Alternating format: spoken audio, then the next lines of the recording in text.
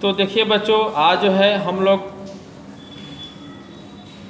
भूगोल के विषय का तीसरा अध्याय अफवाह तंत्र जो कि नवंबर का है, इस पर जो है हम लोग चर्चाएं करेंगे। कह रहा है परिचय में, अफवाह शब्द से तात्पर्य जल प्रवाह से है।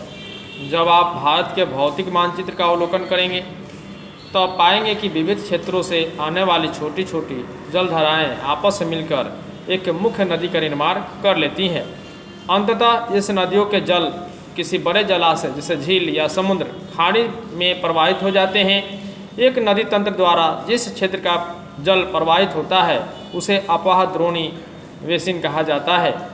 जब कोई ऊंचा क्षेत्र जैसे पर्वत या उच्च भूमि दो निकटवर्ती अफवाह द्रोणी को एक दूसरे से अलग करती हैं तो ऐसी उच्च भूमि जल विभाजक कहलाती है।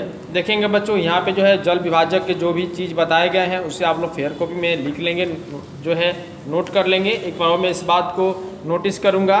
कह रहा है जब कोई ऊंचा क्षेत्र यहाँ से है, यहाँ पर ध्यान से देखेंगे या यहाँ से इस लाइन से हम लोग देखेंगे यहाँ से कि जब कोई ऊंचा क्षेत्र जैसे पर्वत या उच्च भूमि दो निकटवर्ती अफवाह द्रोणियों को एक दूसरे से अलग करती है तो ऐसी उच्च भूमि जल विभाजक कहलाती है। बच्चों, ऐसे भी प्रश्न पूछता है कि जल विभाजक किसे कहते हैं, तो आप लोग इस चीज़ को नोट कर लेंगे। आगे की तरफ चलते हैं। कह रहा है किसी भी अफवाह तंत्र का विकास वहाँ की भू आकृतियाँ से निर्धारित होती है। भू आकृतियों के आधार पर भारत की नदियों को दो वर्गों में विभाजित किया जा सकता है। पहला हिमालय की नदियाँ तथा दूसरा प्रायद्वीपीय नदियाँ। तो बच्चों अलग अलग भौगोलिक प्रदेशों में इसकी उत्पत्ति होने के कारण नदियाँ एक दूसरे से भिन्न है। इसकी भिन्नता निम्नलिखित वितरण है। देखिए बच्चों, इसको हम आपको इसे भी बता देते हैं कि जो प्रायद्वीपीय नदियाँ होती हैं, जैसे कि पहले हिमालय की नदी में चलते हैं। यहाँ पर लिख रहा है, देखिएगा कि हिमालय की अधिकांश नदियाँ बारहमासी अथवा अस्थायी होती हैं, अर्थात उसमें 12 जो एक साल में जो 12 माह होते हैं उसमें 12 माह में भी जो है हर एक माह में उसमें पानी पाई जाती है, उसमें जल प्रवाह प्रवाहित होते रहती है। इसी वर्षा से के जल के अतिरिक्त पर्वत की चोटियों पर हमें हिम के पिघलने से सालों भर जलापूर्ति होती रहती है। सिंधु एवं ब्रह्मपुत्र जैसी भारत की प्रमुख नदियाँ हिमालय से निकलती हैं। इन नदियों ने प्रवाह के क्रम में पर्वतों को काटकर गार्ज का निर्माण किया है। हिमालय जनित नदियाँ उद्गम स्थल से समुद्र तक यात्रा के दौरान अनेक प्रकार के क्रियाकलाप को अंजाम देती है। वे नदियाँ अपने मार्ग के ऊपरी भाग तीव्र अपरदन करती हैं और सिल्ट, गाद, बालू, मिट्टी और अपरदित नदियाँ पदार्थों का संवहन करती हैं। नदियाँ ज्यों-ज्यों आगे बढ़ती हैं अवसाद की मात्रा बढ़ती जाती है। इससे मध्य एवं निचले भाग में जहाँ भूमि की ढाल कम हो जाती है नदियों का संवहन करने में कठिनाइयाँ होने लगती हैं। परिणामतः नदियाँ विसर्पित होकर गोखुर झील, बाढ़ का मैदान और डेल्टा जैसे अनेक आकृतियाँ का निर्माण करती हैं।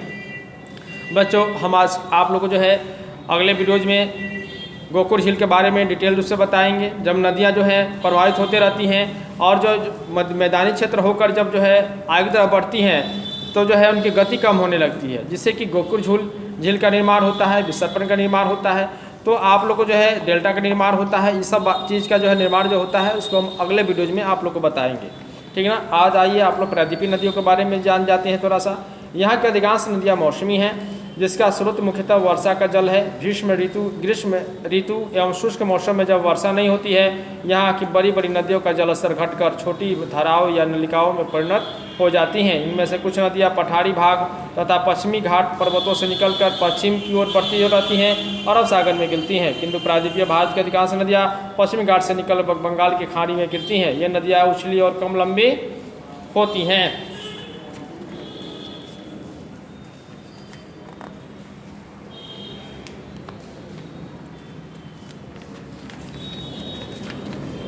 ये नदियाँ अनेक जगहों पर